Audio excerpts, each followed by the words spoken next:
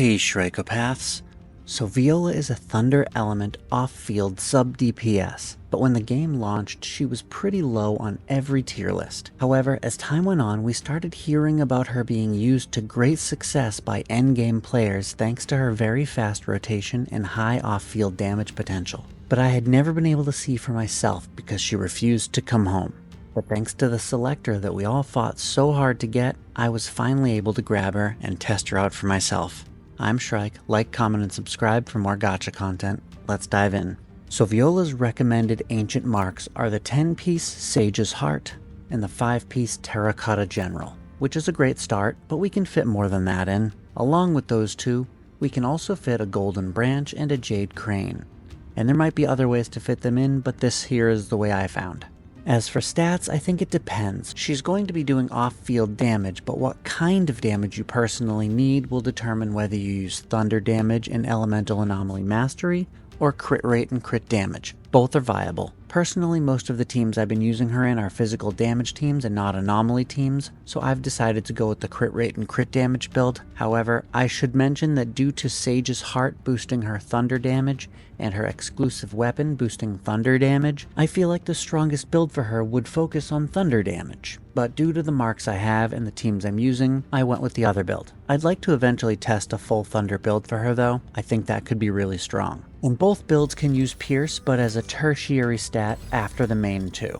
Oh, and speaking of that exclusive weapon, it does do more than just boost her thunder damage, so unsurprisingly it is worth getting. Now let's look at her skill kit.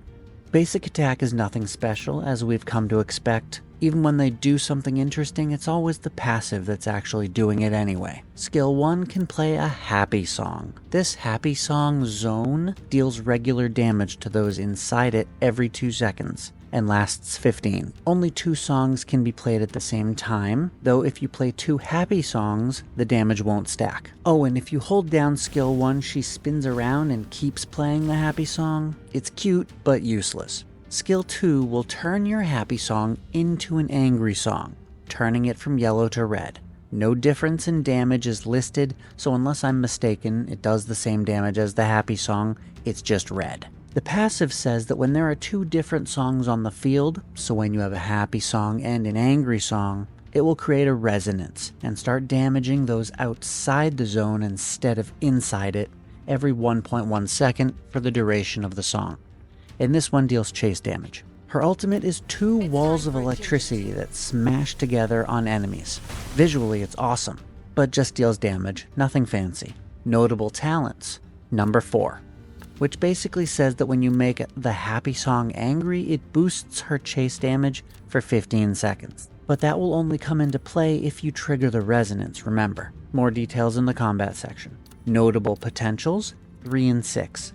Potential 3 is actually super underrated. Any enemy inside her zones will be slowed by 50%, which is huge. That's halfway to a stasis effect. And these songs last much longer than a stasis effect. Potential 6 is hilarious. She can intentionally explode her song zones, or they'll just explode on their own when they time out, dealing 350% chase damage no less. Very powerful, but for a P6 you'd expect nothing less. Skill priority time. See, this one's kinda tricky. Her skill 1 actually contains the scaling for the damage from both her happy song as well as her angry one, so you'll want to level up her skill 1 first, along with her passive, which scales the resonance damage, the faster outward blast that deals chase damage. Then I'd say her ultimate, then skill 2 and combo. Okay, combat time. So this is where it all comes together. You're about to see why the endgame sweats all use Viola. So we know that we want 2 songs on the field. We know that they can't be the same song. We know that skill 1 is the happy song, and that skill 2 turns the happy into an angry song. So naturally what we want to do is swap her in, skill 1 to play the happy song, skill 2 to turn it angry, and then skill 1 again. Now some people call this a bug that you have to skill 1 again, but they didn't read her kit. Skill 2 isn't adding a zone on top of the first, it's changing the first.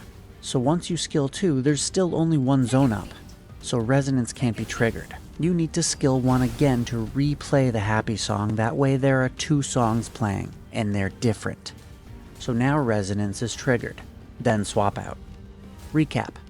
In, skill 1, skill 2, skill 1, out. It's that simple. And the passive damage is crazy. You could also do it another way by playing 2 happy songs first, but they won't stack and trigger resonance until you make 1 angry. So skill 1 twice and then skill 2 one of those songs. A less effective way to play her, which admittedly is faster, is to just play a happy song, or play a happy song and turn it angry. Only 1 song will be playing and it'll still do damage, but less damage, and it'll be directed inside the zone rather than outside it. But it doesn't take much time at all to do her full rotation correctly, so just do that. I mean, it really is that simple. Your buffer comes in, maybe 0, buffs, swap in Viola, skill 1, skill 2, skill 1, swap in your DPS, and you've got about 13 to 15 solid seconds of buffed DPS as well as buffed sub-DPS. Oh, and just so you don't think I'm weird, I keep seeing these flowery names in the skill kits that nobody's going to remember, and then they'll even be named something completely different in another part of their kit due to translation errors. So I give them simpler names to make it easier to understand, because frankly the names of these abilities or effects don't matter, so I figure why not. Okay, let's talk about teams now. You'll use your DPS of choice, of course. There's really not one DPS that synergizes more with her than others, but then you've got your choice of tertiary member. If you've built her for Anomaly, that spot can be Hefe, and your main DPS could be Florence. If it's just for good old-fashioned damage, then Zero is a good option. Ninsar if you want some sustain. If your DPS is Ching, then Asti could work. And I could see a Li Che team with her and Ming. This would be in battles with a few elites, not just one enemy, and not a lot of squishies. So more niche. Basically, she's the perfect sub-DPS. She takes seconds to come in and pop her skills before your DPS is back on field smashing face. And the passive damage lasts a good amount of time, and it's pretty solid damage too. I see why everybody loves her now, and I think she's going to be a mainstay in my teams moving forward. But with that being said, I'm gonna fly. I'll see you in the next one. Bye.